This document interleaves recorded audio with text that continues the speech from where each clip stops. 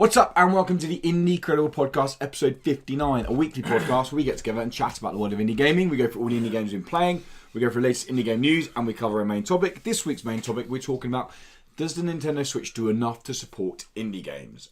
So we'll cover that at the end. With me, as always, is Dan from Hello. at the Dice Bear. You can find me at What's Up Woody, and probably should know my name, it's Lewis.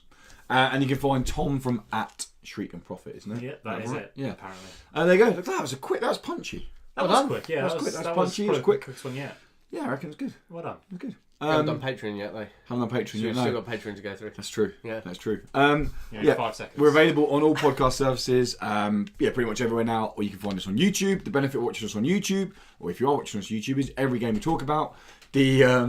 The trailers will play up behind us. So any news stories we're covering, then the trailer will play behind us. Or any games we talk about we played, we normally get some kind of gameplay video.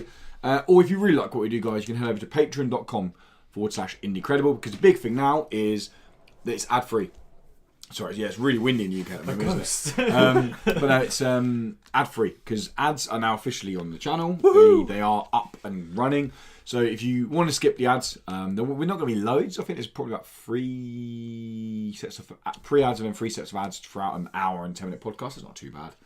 It's better than most people, to be so honest. if you want if you want an ad-free content, then you can head over to patreon.com, $1 a month, and you'll get a complete ad-free experience.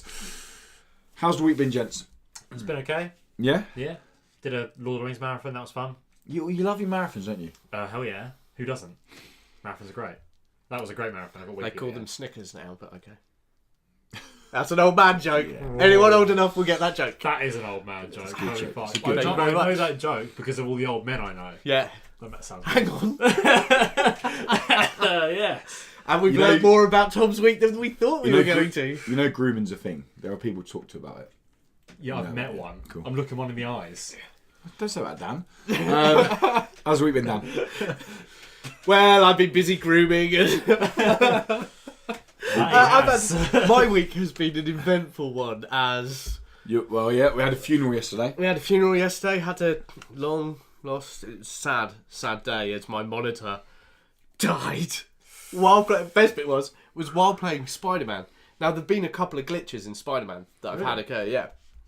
And as I said, it's not the perfect game everyone raves about. It's a really good game, but it's not the perfect game. I've had 2 hard crashes, like, game stopped. But I'm busy playing along, before the update. swinging through the lightning, it's coming down, and I'm like, oh, jeez. And then all of a sudden, the edges start going in white, and it starts flickering. I'm like, oh, God, is this the lightning? Is the game crashing? I don't know. What's going on? Jesus. And then it stops, everything's fine for a minute, and then slowly the colours change, and it all merges in. I'm like, oh, shit. Okay, I'll just turn off my PlayStation. So turn off the PlayStation, and I get a blue screen when nothing's coming through. Yeah. And then the blue screen turned purple, and then into green, and then faded, and then this noise came through again at the back, and I was like, I think my monitor's broken. So, I've had no PlayStation. Wow. Which is hilarious, because it was just at the point that my dad has finally decided that he's going to go online with his PlayStation, and that he was going to join me in Destiny and do bits of Fortnite and bits like that, which would have been fucking hilarious. I got a text from Luke that same day, so I'm like, oh, do you want to jump on and do this? I've had a couple of people offer me codes that I've had to go, yeah, I'm really sorry, there's no way I'm going to be able to review that by Tuesday, because I don't have a monitor, and the only way for me to play now is to take it to the TV in the living room, which, of course... Yeah, my wife and daughter aren't too chuffed with that. Of course, yeah, that makes sense. If only you was in Tom's shoes and you had a Sony phone, you can play on your phone. Not this one, but... Can you not? No, but that is a thing. That is a thing. It is a thing, yeah. You have to get their, what you call them? The premium phones. Flagship phones. Yeah, flagship phones, Right. yeah. Fair dues. So it's not great. So not great. Not great. Yeah, well, can't you just get enough monitor? Is that hard?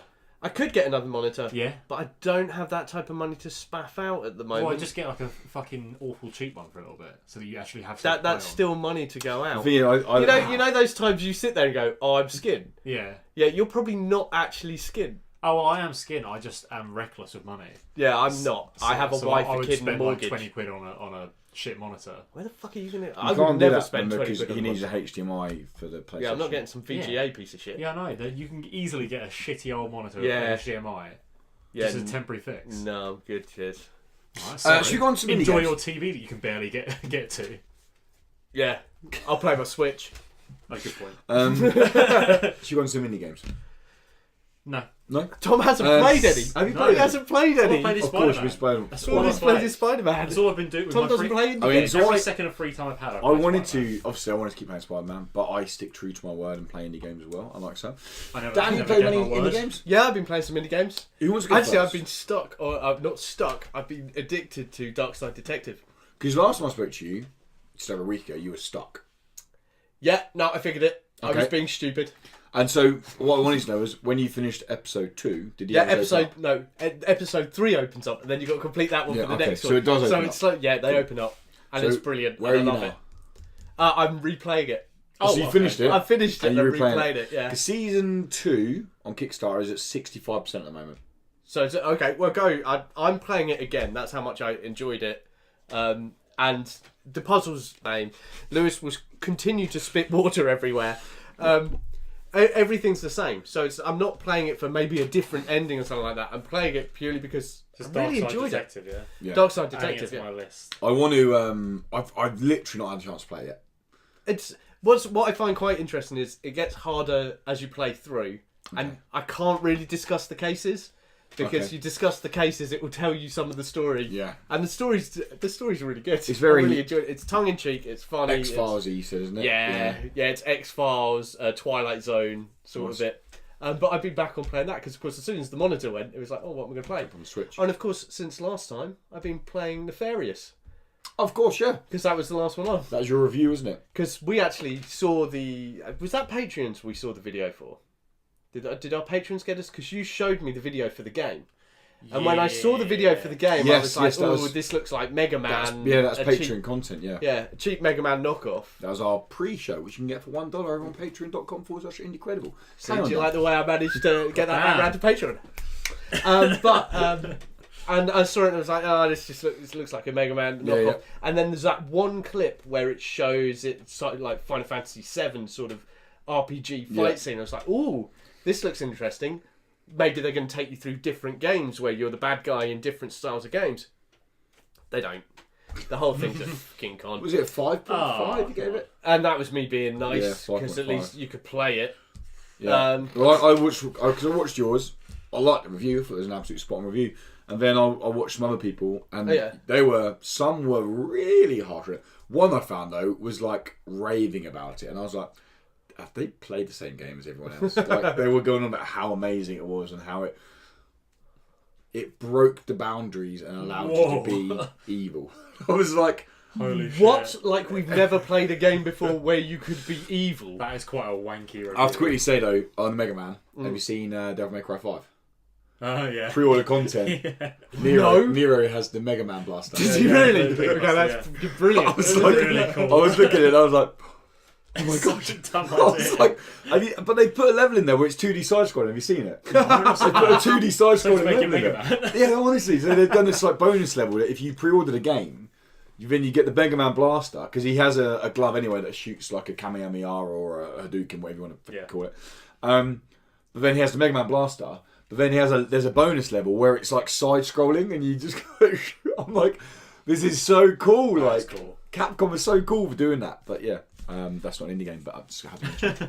But yeah, so Nefarious, the idea is you're the bad guy and the good guy's given up and gone, sod it, you have the princess. So you decide to invade other games from the Right. 16-bit genre. And you're like, hey, what a brilliant idea. When I jump into this place, it'll be a new type of game. Mm-hmm. But every single one is a platformer. Even the one with the RPG boss at the end. And I had no idea I was supposed to be in an RPG game at all during that. so do they I look played the different? entire... Nope. It was exactly the same. I got to the end, and then all of a sudden it's an RPG boss, and it was all the boss fights, apart from the very final one, piece of piss. Really, and I'm not great at these games. Yeah. Because, I come from the platforming era, but bosses were always shit hard. And it was like, you've got to play, you've got to beat... I beat every single one first time. Wow. So what does... Apart from the final boss. And the reason I didn't beat the final boss first time... There's a couple of bugs in you. Because there are bugs in it. Yeah. Wow. And it's like, I even showed the bugs in the video. you so did, you watch yeah. the videos, you can see There is some a of the review up bugs. now on YouTube if you want to go check it out. And you spoke highly of the game. You spoke highly about what it had done positively, but everything I saw about it, I was like, maybe I won't play that game. But yeah, It's a if it's just you just go straight for a platform bit of fun that you're going to play while travelling. Yeah, it was enjoyable. it is. Fair dues. So anything else? Darkside Detective, Nefarious, and Spider-Man, I guess. Yeah, played Spider-Man. Yeah, that's it. So again, you've been playing Spider-Man. Not loads of it though. I've played another game which I got a code out of nowhere. It's not an indie game, but I'll mention it quickly. I jumped on the Call of Duty 4 Blackout beta. Okay. Because they threw a code over. How's that? That's gonna be the new big thing. It Really? is, yeah. Everything I've seen on it looks brilliant. It is like, so they've basically gone, Fortnite, you can have your building. We're going to do what we do well. We're going to be like seriously tight, slick gunplay, seriously tight multiplayer. Like, it is a AAA Battle Royale game. There's no early access. Like, I had a couple of bugs when I was playing. Like, one guy I killed ended up stuck in the roof. But it's fun. I didn't want to stop playing. I was playing it. I had a friend down, so I wasn't playing too much of it. He went to bed at like 10 on Sunday night or something. I was like, I'll jump on and play another hour. I'd only played an hour up to that point. I was like, I'll play another hour. I played like 3 hours nearly of it, and I was just like, I don't want to stop playing this. And I'm fed up with Battle Royale games. I've stopped playing Fortnite because I'm fed up. But this, it does a really cool thing where, so the end of the map, it basically ends on iconic Black Ops maps. So your base, that's really cool. So the map's made up of like Black Ops locations. Yeah, like famous. But like one time it ended on Nuketown basically, and it's going in and you're on Nuketown, and I was like, this is fucking Nuketown. That's really. It does cool. The one thing I really like about it compared to Fortnite and PUBG is I very, very rarely did I feel like I landed and didn't find a weapon. Very rarely did I feel like, oh, this is fucking stupid. What was I supposed to do? There was one time, a couple of times where people got down, grabbed the weapon, turned around and shot me when I was in the air, and I was like, well, there's nothing I can do there. The biggest flaw for it is the wingsuits. Yeah. So basically, with the wingsuits, when you come in, you can get anywhere on the map. So you might as well just jump out straight away and go where you want. Because otherwise you come down and everyone's cleared out the loot. So they need to either make the wingsuits range a lot less, or they need to speed up the helicopters or something. But do you know what?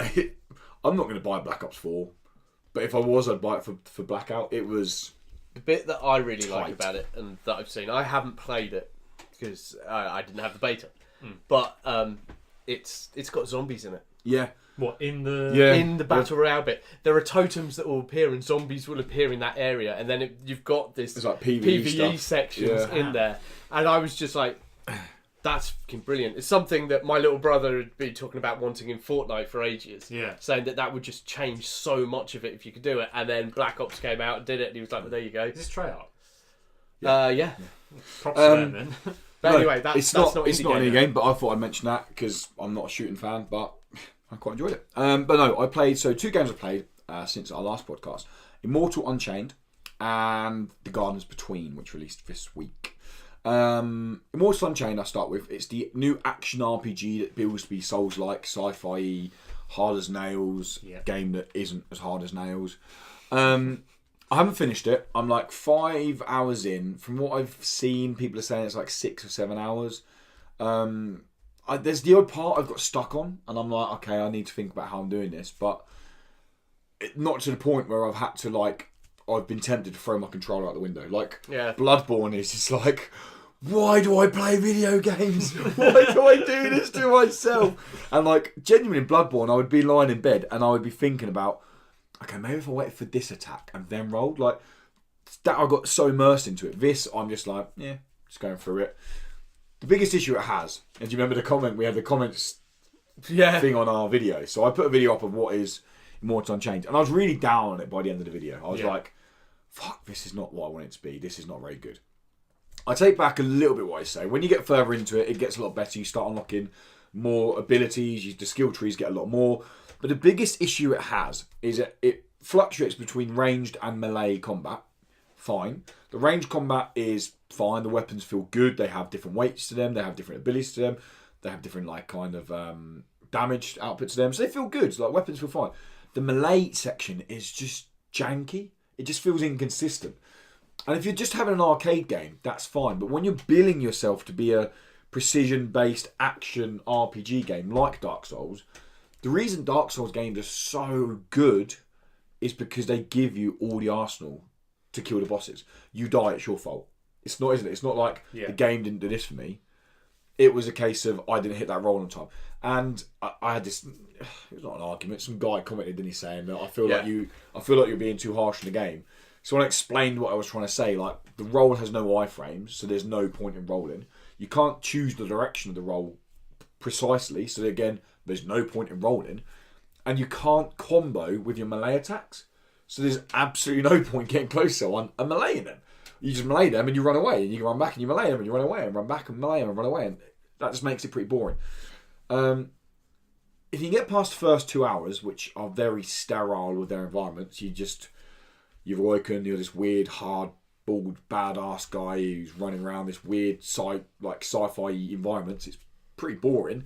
Then all of a sudden the environments get a lot more interesting, stuff starts happening, new creatures, you're like, oh, this is really cool. But it doesn't do a very good job of, like, so, take Spider-Man, again, not an indie game. The first hour of that game, you're like, what the hell is going on? Like, you're throwing, and you want to keep playing because it does that. Yeah. This is like, this is what we can do. Go do it. And you're like, this is just like, come on, a bit boring. So yeah, Immortal Unchained, I think it's like 35 quid. Okay, that's a lot. Yeah, it's a lot of money. It's an arcade game. What would you price it at personally? 20. It's not a huge jump down then. It's an arcade game. They've bit up. It sounds really demeaning to the developers, but they've bitten off more than they can chew. They've tried to compete with games that are precision type, like they're spot on, and they've not quite done that. But yeah, if you're into that kind of action RPG, tough games, then maybe give it a go when it's down in price, but I wouldn't recommend forking out full price for it.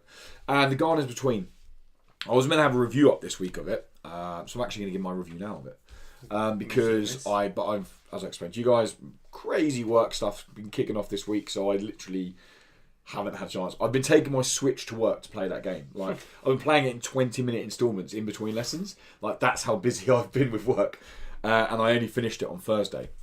So The Gardeners Between is the friend-based puzzler. You remember the one? Yes. Yeah. You remember it? I know it, yeah. So the first thing that took me was how bizarre the puzzles are. They're really simple, but really bizarre. So you only have 2 controls. Right.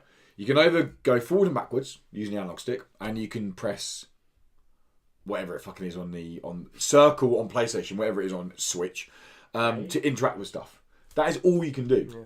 And by moving forward on, like, around these kind of spiral environments, then time moves forward.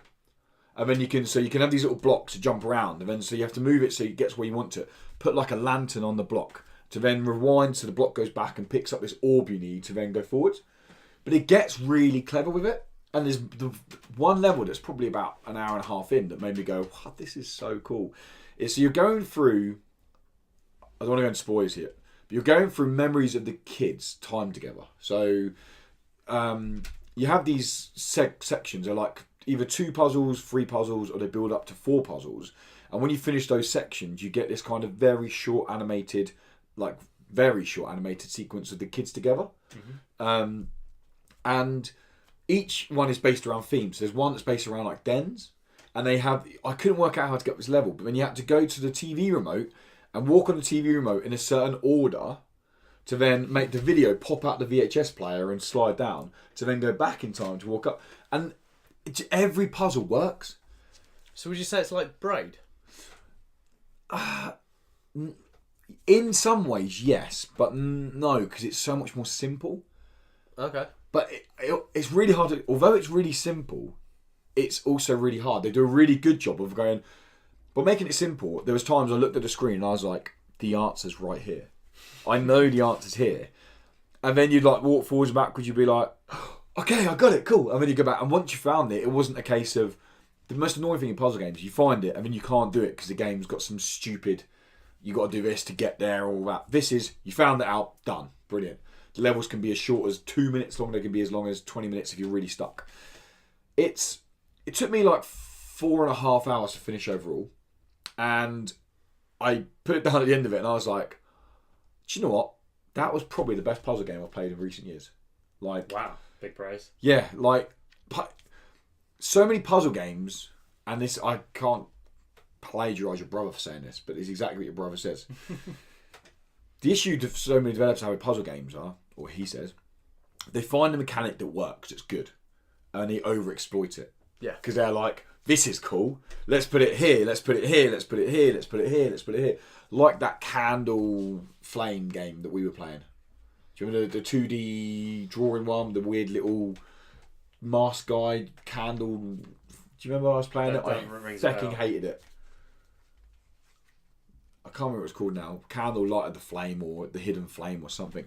But something like that. Flame, something like that. yeah, we were playing that together, your brother and I, and we were saying like they had such a good idea, but they made puzzle after puzzle after puzzle after puzzle. There was no time to breathe. And this is fine. Like the start of every little mini level, I suppose, on the Gardens Between, is just chilled, and the music's nice, and it's emotional without it being. This is going to be emotional. Like it's nostalgic without it going. We're going to put Pac-Man and He-Man and all this in there, because you'll be playing through it and you'll go, that's a Commodore 64, and all of a sudden you have to type in a program code to boot it up, because that's what they were doing when they were kids. And then you'll go past what's meant to be a NES, and you have to like put in A B down right. Oh, what the Konami? Yeah, like A B like to go on. But it's very clever in everything it does. It's very subtle in everything it does, and it comes across just being perfect for what it's trying to do. Not a perfect game, but what it's trying to do with a short, tight, compact puzzle game. It's perfect in that. I will say I probably wouldn't. I would have finished it on the PlayStation, but I wouldn't have enjoyed it as much. I don't know why. Just having it in my hand and just playing around with it, headphones in. I just went to a different place for like 20 minutes at work, half an hour at work. People were like running around me, and I'm like there going, shh, playing Switch. You got those reports, mate? Shh, Switch. But no, it was very nice on the Switch. Sitting down playing at home, I probably wouldn't have been as immersed. I don't know, but.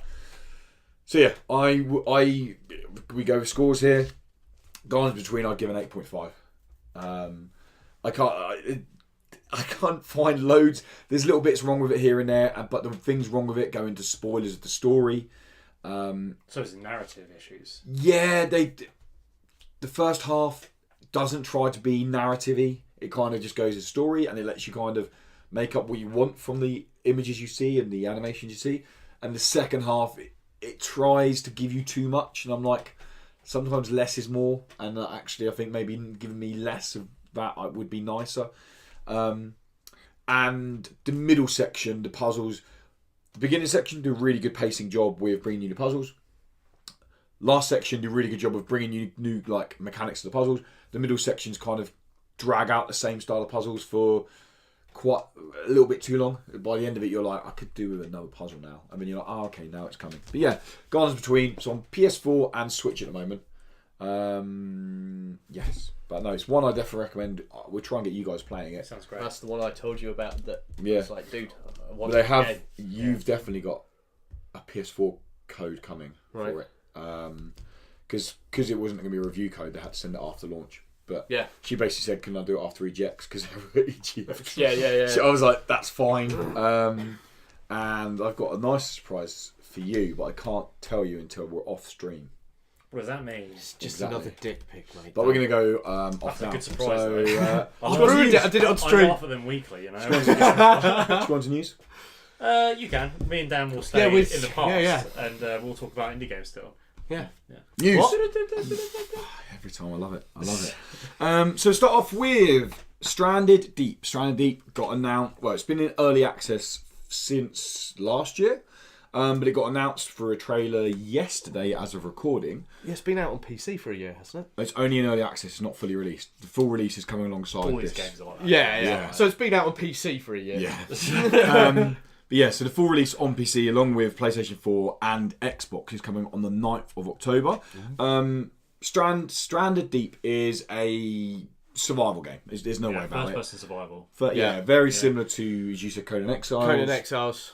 The building stuff, you said the raft. The raft, yeah. Just spot on. Ark, Yeah, that's the last one. They're playing. They like their sharks in this one. There's I'd probably say 30% of the trailer is sharks. Sharks are cool. They're trendy. Do you reckon they've got a Meg in it? Oh, that'd be so cool. That would change the game for me completely. That's just the end game, isn't Yeah, it? and then the end reveal is when you finish it, the camera spins around third person, and you're Jason Statham. Oh my god, that's the game. That is the game. Say that a squid shows up, but whatever. Yeah, could be. There were squids in it. There was squids in it. Was there? There's only little squids, but there were squids in it in the trailer. Yeah, baby squids. Because they spears a squid. And then the mum squid comes out for revenge. Yeah. And then Mecha Godzilla arrives. Arctoothus is a scientific name for a giant squid. I watched way too much Peter Benches the Beast growing up. Trust me. So you know about this shit. That film was like on repeat for me, and it was one of those TV films. He's lying. The film that was on repeat for him was some girly teen drama. But it was Dawson's Creek. Back to Have you not seen Peter Benches the Beast? Like the daughter falls in love with the marine woman, and then he goes in the submarine and he gets eaten by it. It's got Figgy in it. It's got Grisham in it from CSI. A young man. I watch fucking CSI. What's his name? I don't know. I don't watch CSI. Yeah. He's in Manhunt, the original Red Dragon. You know Red Dragon? Yeah. The original Red Dragon, which was called Manhunt. Oh, I haven't seen that one. He's in that. Yeah. But yeah, no. Stranded Deep is coming. It's by Beam Team Games, and it's being published by Telltale Publishing, who are publishing a lot of games at the moment. Are they? Yeah. RGX Showdown just launched on PS4, which is like a futuristic car racing game. But it's pretty good fun, actually. I keep getting emails of Telltale Publishing. So well, that's I think they're actually trying to, after Walking Dead season 3, is launching soon. I think once they're done, I don't know. I wouldn't be surprised if they stepped away from making games for a little while, and we're like, look, we'll make one game a year. We're going to publish games. I'll be well up for that. If they're going to put more effort into making games good, then yeah. Tales from the Borderlands season 2, yeah. please. So because it's good, Dan. No, it's not. It's really not. 9th of October, Stranded Deep. Us. A game we have all played and we can talk about because we know a lot more about it. That's is Grip. Are we going to get the same argument we always do? No. Okay. Hey, new argument. Well, so Grip. Obviously, we know about Grip. We know the release date of Grip. It's November. I said 18th. I'm pretty sure it's 18th. Why not? Yeah, sure. It's the 18th of November now. Anyway, forget what you read on the website. It's the 18th of November. It, so Grip.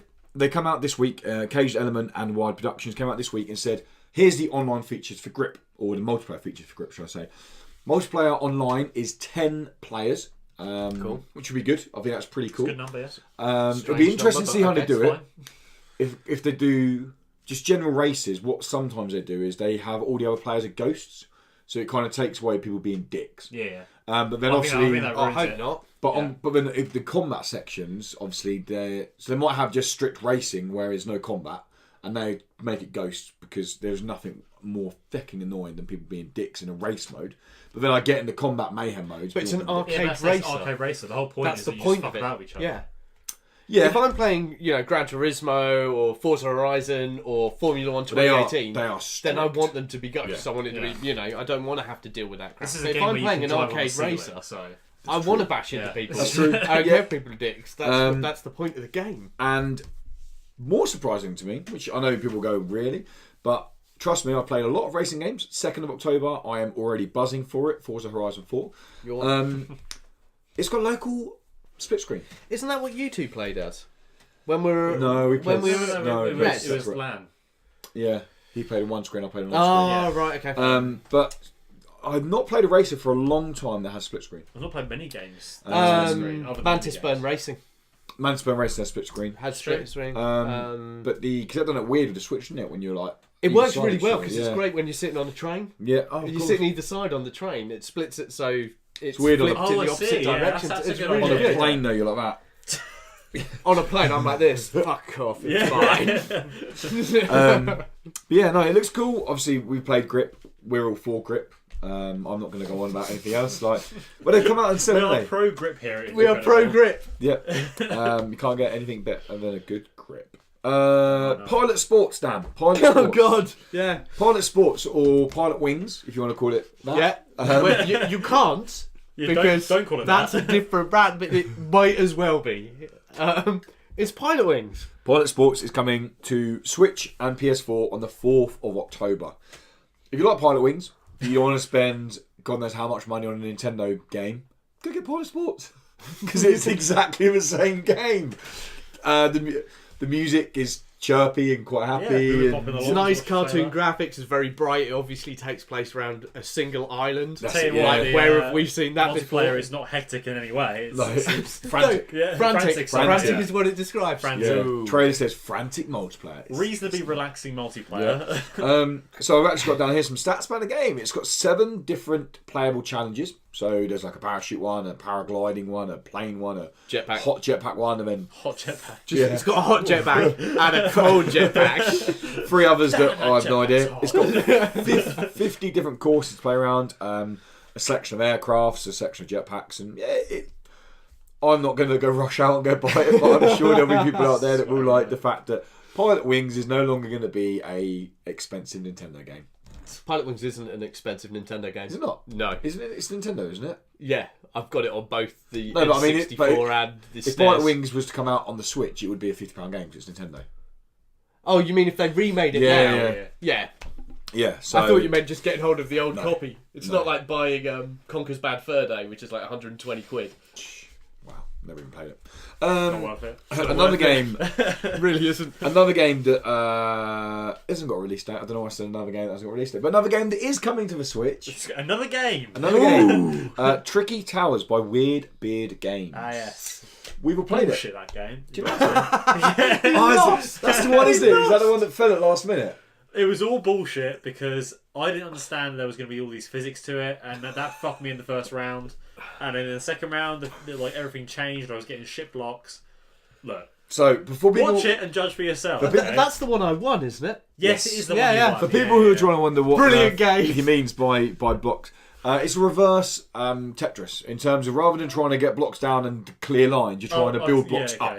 But it's stacked. There's physics based. There's physics based to it, and you got very much Tetris shapes. There's some bullshit physics at play. You need to know that when you go to play it. You can get power ups where you can like either power up your thingy or you can throw obstacles their ways. Like some weird house thing comes down. And the piano you can jam in there and freeze bits. The Switch would be great having just whip the Joy-Cons off because it's such simple controls and Another word of warning: never ever hold the down button so the block comes down faster because again, those physics will fuck you.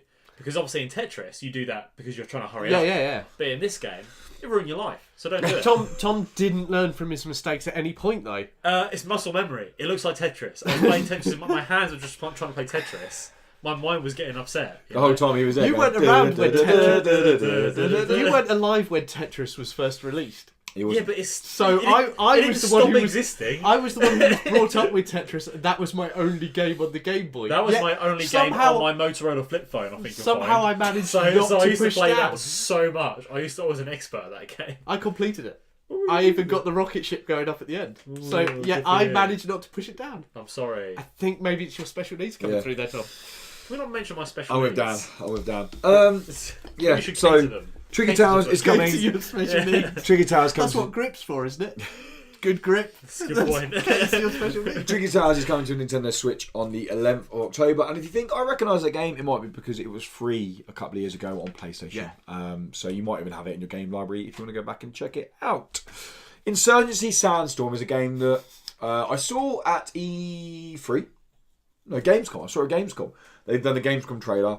I played like Insurgency a tiny bit. Your brother played it a lot. And when I saw it, I was like, this looks a lot more polished than the original Insurgency. Looked into it more and I was like, fuck, they've really gone all out on this. But then Insurgency was a really big indie FPS game. Like, people really enjoyed it. So it was meant to release on the 18th of September, which was, of course, this week. However, it's been delayed until the 12th of December. And they've come out and said that the pure reason for that is that they had a lot of community feedback in the 2 weeks of the beta leading up to release. And they don't want to release a game and then keep patching it. They want to release a game that the community wants. I respect that. So they've extended the beta. Fine. So anyone who pre-ordered for the beta, you can still play the game now in beta. You have to pre-order the game to get into beta. So anyone who wants to play it, you can go in there, you can pre-order, you can play the beta. I've jumped on it very quickly because your brother and I were going to stream it. Yeah. And I was like, I'm not getting destroyed. I'm going to jump on and just see what the hell is going on. It's hard. It's. But I mean, PC players who play FPS games, they're pretty good. I'm not very good, so It's true. yeah, it's good. I definitely done better with a controller. Yeah. I played the controller, and I definitely had so much more success with a Imagine, controller. you should literally use one hand on the keyboard and then the same hand on the mouse. Like, Just yeah, Yeah, didn't know what any of the keys did. that's it. Started smashing his face into the keyboard just as it. 12th of December. It's coming. And I can kind of understand why because. Well, I can understand why, because the PC FPS market is seriously competitive, isn't it? Like, Oh, God, yeah. So competitive. terrifying. So to take longer to release a game that is robust and solid is good. My only concern is 12th of December is after Battlefield 5 has released, is after COD 4, Black Ops 4 has released. And they are your two franchise shooters, aren't they? They're the ones, and they both come with battle royale modes and shit. You do have to remember, though, the PC market is different than your console market. Yeah. So, yes, console Sort of like are going to jizz over Black Ops and they're going to go crazy for Battlefield, whereas your PC market, they'll play it, but you're not as likely to see people forget a game. It's like you see that Battalion, that's still got a really big player base because people like it because it's compared to a little bit like Counter-Strike. And Insurgency Sandstorm is coming to PS4 and Xbox One next year, which is meant to be at March, April time, which is a pretty good release window for a first-person shooter. There's nothing else really around there. So, but that's why, if you're thinking, where's the game gone? I pre-ordered it. It got delayed because the developers come out and said, they want to listen to the community, we're going to give you the game you want, which I think is fair play. And the final one, Catastronauts. The game we got a cat into. The Catastronauts releases at the end of this month. Credits? And I can, I can If I get a confirm. marker pen out, I'm just going to draw on my broken monitor. Yeah. I can confirm the game is releasing with cats. Yes. We did it. Yes, we did it. Thank you very much. Have anyone done it? I did bug them quite a bit. Is it Harassed is the word. Inertia Games? Inertia. Inertia Games. Told you. Inertia. Don't say you told you. You haven't said a word to me. Inertia Games. Catastronauts. I was like, Catastronauts. I was like, yeah, catastrophe noughts is what I was going to say. Because I have to remind myself it's a catastrophe every single time. I just go cat astronauts. Catastronauts. That makes sense. Catastronauts. Well, you can say that now because So it's it's launching- and it's an astronaut. It's got the full helmet and everything. there you go. It's launching PC, Xbox One, PS4 on the 28th of September at £12.39. And it is coming to a Nintendo Switch before the end of the year. Yeah. Not straight off the bat. Though it is important to point out for everyone out there who's like, oh, it's overcooked and that lot, and there is no multiplayer. There's no online multiplayer. No. Sorry, of course there's multi-couch co-op. There's local player, but there's no online multiplayer for it at the moment. Yeah, but remember this is a very small developer from Cambridge. Overcooked 1, which was even published by Team 17, didn't have online multiplayer. It was only the second one. Having played it, I really do enjoy Catastronauts. I had to is- stop there. It's your fault. Jesus. You went through that whole spiel about how you're supposed to say it, and that ruined it in my head. I knew what it was called. Catastronauts. Really enjoyed it. Really good fun. Anyone who's into sci-fi, any fan of Next Generation, anything like that, you're gonna really enjoy it because it was bloody good laugh. Because I played it at Res, and I was just pissing myself because I played with the devs and their helpers and that lot, and it was great fun. We completed the whole thing. I was just laughing my ass off. I still laugh when I think about you and I at Res. So where are the cats? I don't get this. He probably thought it's fucking like they didn't. No, the thing was they So didn't. it's just you two. It was just us two who'd gone up there, and then I kept pestering them on Twitter, going, "Where are the cats? Where are the cats? Good game, but I don't get why there aren't cats." Who wouldn't have thought of cats at this point? I think they did that so that when one of you reviewed it, wouldn't be like 0 out of 10, no cats. I'm really tempted to do that. Really tempted to put up a review. 0 out of 10, no cats. Even though there's a cat in the game now. Now it's like 1 out of 10, could be more cats. But yeah, that's this week's indie game news. So we're going to our main topic now, which is we're going to talk about the Nintendo Switch. So Nintendo I like to think that make everyone think, oh, they're respawning indie games. They Yes, are they bringing indie titles over. They're like, I have this here with me. Oh shit! This is the weekly release things now. So these used to be down to about here because Halfway down the halfway down the page. Yeah, and then with Lewis's huge writing. and then they slowly got more and more and more and more and more. And now on average, you're looking at 15 games a week come to the Switch. It's a full side of A4. And we're talking some that I'm look at and I'm like, why are you even a game? Why are you coming to this console? Like, really? Yeah. For the moolah. So, two questions to answer here, really, I suppose. Go on.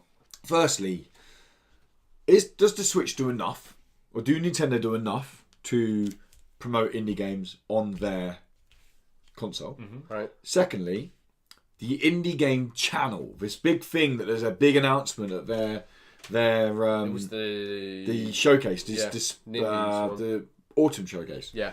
We now got a live channel. You go over there, you can check out indie games. We're going to have releases. We're going to have news about it. We're going to have promotional stuff on it. Is that a good place where I could send someone to go? Basically, that's the question we can answer. Is it a good channel?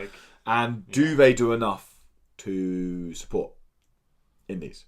Is what we're going to answer. They're doing better than they were. Yeah, I can agree with that. I feel like at the beginning it was a lot of like, let's just get all the really old or really cheap indie games, mobile games and stuff, just to bolster their library. Well, they just filled it with Neo Geo games to start with. There you go. It's like every single one was a Neo Geo game. Exactly. Yeah. It's just saying they can just put in there to fill the gaps. So my big issue with it at the moment is, so you look like on this list here, Ultimate Chicken Horse came to PlayStation last year, like last summer. Mm-hmm. Gina Sisters Twisted Dreams is about a 3-year-old Xbox One game. Like Towerfall, don't get me wrong, amazing game, but that game's like 4 years old now, I think. Armello, that released 2 years ago on PC. A bit more than that. So like these games, don't get me wrong, it's great they're coming to the Switch, yeah. But then games like Catastronauts, a game that is launching this week, isn't going to launch on the Switch. Do you think it's about? It's because It's more about giving. They want to wait to see what's good, what people like, and then get that. Well, apparently it's their. When we had the interview with the guys who made Quantum Shift, they basically said it was like getting it on the Switch.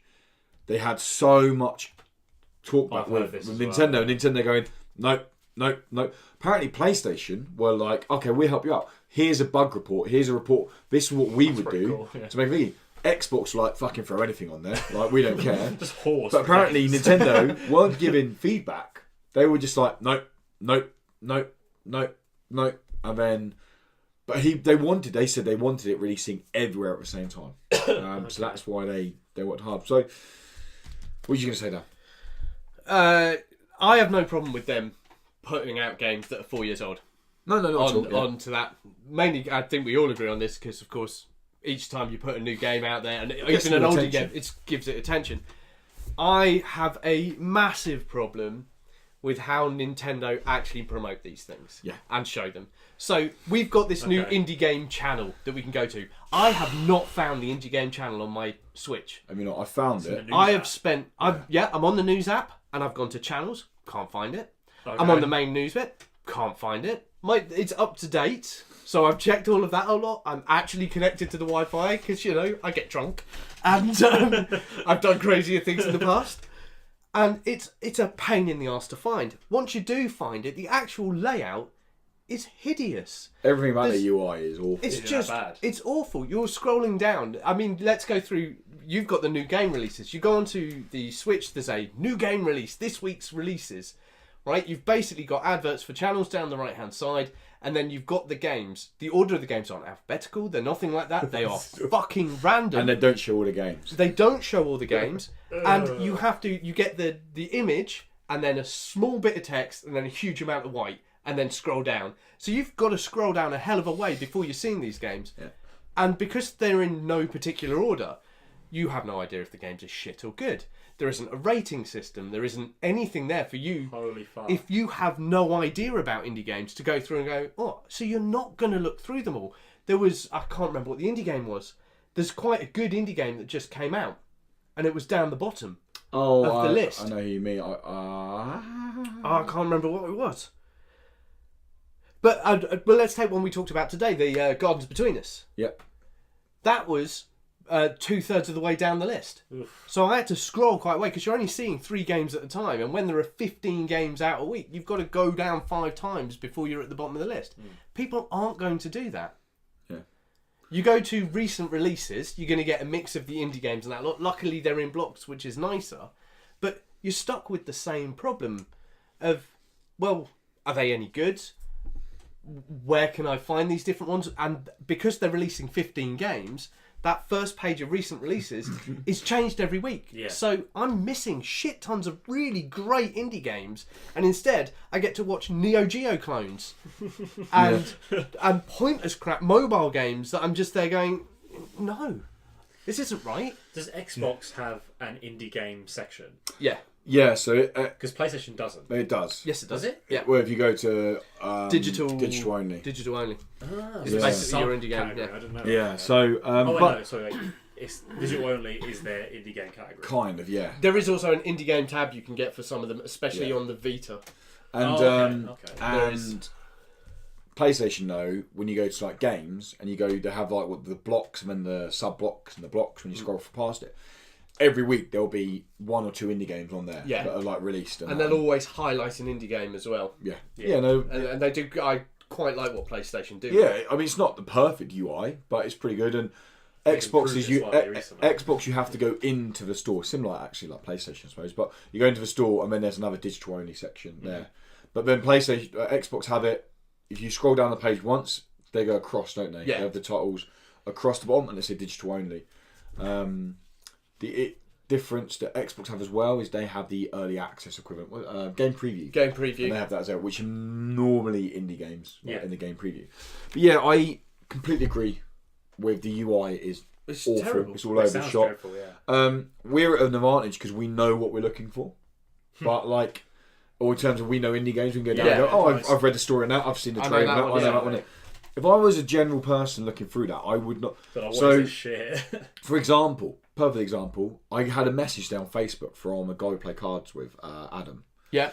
Saying, hey man, any chance you know anything about this game? Looks quite interesting. It was Nefarious. Oh right, yeah. He found it on the Switch. But I was like, yeah, Dan reviewed it. He didn't really like it. The review's up now. If you want it, I gave him a link to the review. And he was like, oh, that bad, really? Like, okay, I'll give it a miss.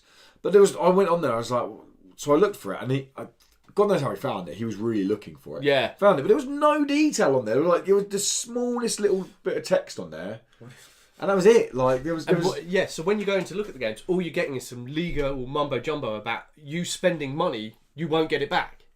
There are no refunds on this. Wow. it's not. Here's the game. Here's it's very brief. It's very whatever, So and like the channel, like you said, I've not looked at it this week. I looked at it last week, and they had like this week's indie game releases. But it literally covered 3 games. It had 3 indie game releases, and one of them was Undertale. I'm like, don't get me wrong, people know Undertale. You don't need to cover Undertale. Like, that game has covered itself more than enough. Like, and I was just like, we like what? Oh, fire! Like 15 games a week at the moment are coming to the Switch, and if they're only going to cover 3 every week on their little indie game channel, it's not helping developers. It's not promoting them anywhere, is it? Do you want to give it time to improve? Do you think it will improve? I don't think the UI will improve. Do you think they're going to just like, we've done it now, that's that? I mean, even less now with the online going live. They're going to promote their NES games way more than they're going to promote. Yeah, you're going to get your classic, whatever. The other bit that irritates me about what Nintendo have done is just check out the price difference between buying the indie game on your PlayStation and then buying it on the Switch. Like 4 or 5 quid. Yeah. What? You're talking is this just the price it costs for them to get on the... This is just Nintendo going, well, we want this money. Bit of extra cash. Yeah. Yeah. And you do sit there going, Jesus. That's crazy. That Quantum Shift, $17.99 PlayStation and Steam and Xbox, $21.99 Switch. Why? I don't know, but they do a very good marketing issue of making people like. So I was talking to someone at work who he hasn't got a Switch. He only wants a Switch because he's a big Zelda fan as a kid. He doesn't. He's like, I'm not going to buy one because I'm not going to buy one just for Zelda. But he was like, oh, Nintendo do loads of those indie stuff, don't they? They call them indies. And he's obviously seen something online. Yeah. So they do very good marketing. Their videos, they act like they are like the kings of indie games. Oh yeah. They're like, we love indie games. They're so great. We're going to help out these developers, and they show you all this stuff, and they say, "Isn't that amazing?"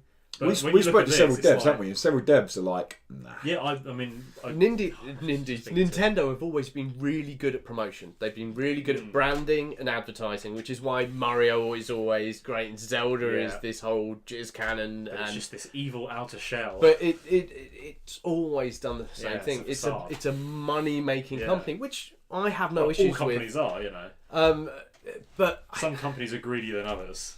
I do have an issue that you're going to promote yourself as someone who is there for the indie devs who want to be it, and then you are purposefully screwing them. Yeah. You know, and I wouldn't be surprised if the ones who had their 3 on the news or that had to pay to be into that. So, yeah. Was some way connected to Nintendo in some way to do that. Because you know damn well that Nintendo don't give review codes to people unless they give them positive reviews. Yeah. They're notorious for it. Yeah. But they got in trouble, didn't they? Do you remember for the first couple of Nindy showcases when they said console exclusive, and people were like, "No, it's not. It's coming to the PS4 at the same time." So they had to change it to like launch exclusive, meaning it's launching one day before the others. Right? But they do that. That's what they do, and it's just like, oh my god. I mean, they had that whole deal like a year or so back, or maybe a bit longer than that now, where they were trying to like remove Let's Plays from YouTube. Yes. Yeah. Oh, they still do. You've got to sign up. Yeah. You've got to sign up to Nintendo, and you have to pay them to be part of their Let's Play ones if you want to be able to do Mario Kart or anything like that. Yeah. I mean, that only works with Nintendo titles. So if you want to review indie games and do bits like that, you're allowed to. But Zelda's Mario. But if you want to do your Marios, your Zeldas, anything like that, you have to pay them for the privilege of making them money. What would you say to a separate Nindies store? I personally would love it. Then a Nindy shop. So people go on there, they're only going to get. It'd be cool if they could get someone who cares about it to actually design the UI and make it so it's usable. I would love that. And I think they've sold the Nindies thing really well. It's good marketing. It's a really great name as well. So if we just have that one tab that says Nindies, I'm going to jump on that. It's weird that isn't a thing. Yeah. Since they're marketing the Nindies, listen, there's so much you sit on the store going, why haven't they got that? That makes no sense. I don't understand. And everyone said that when it launched, they went, "Oh, this is just a placeholder UI. This will change within a couple of months." It's still the same. It's like 18 months long, and it's still the same as the launch UI. And we've had updates. We've had quite a few updates. And now they want you to pay 20. They want to pay 20. Well, how much is it a year? It's $20. quid. So that's another annoying thing. It's $20 or £20. Yeah. Yeah. It's just 20. Yeah. They don't care where you're from. Yeah. So like, is it 20 rupees in India? Yep. Yeah. This is why I buy it. And in Zelda. Yeah.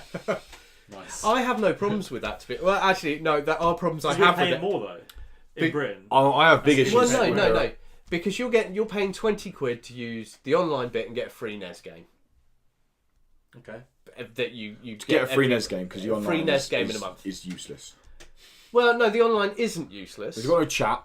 Whoa. Half the games have got cloud save, half haven't. Yeah. No, that's getting into the issues. The online, let's talk about online play. Yeah. That's why you get online for. Right? The Switch has always had issues with its save functionality, which was a fucking piss poor joke from the start. And the chat. I mean, seriously, what the fuck was that about? I don't know what was going on in that office when they were talking about that. I reckon they were just too busy dildoing each other's assholes to actually think, oh yeah, we should put a chat feature on this because this is what everyone expects. Well, they live in a different universe, Nintendo. They always have. Is it done? You were saying something about Nintendo. Oh, whatever. Yeah, they're dickheads, aren't they? Yeah. And then I talked about something along the lines of that. I actually don't think the 20 quid a year is too bad. Because you're getting the games. And in comparison to PlayStation, which is 20 quid for every 3 months, you've got this. That's balance. only if you pay it per 3 months. It's not 60 quid a year. Yeah. It's 45 quid a year. No, it's not. It used to be. You bought it's 50 something. No, you bought online. 50, 55. If you buy code online for it, it's $44.99. Yeah, but that's like saying you could buy a TV at half the price. Yeah, of course you can buy codes for it online. But you won't be able to get that Nintendo is not on what. half But the retail price is... The retail, I bet you can. I bet you'll be able to get codes for it. Nintendo will offer No, codes because for it. it's thingy, it's account. It's not like, so you buy it through the, like, It'll be Humble, the same you way buy as redeem a the... code. Yeah, but say it's It'll not- work the it's a same way redeem as code, redeem. surely. It's a redeemable code. No, the Codemasters. thingy's not. The Nintendo one's not. It's linked. You have to go and buy it through the website on your account.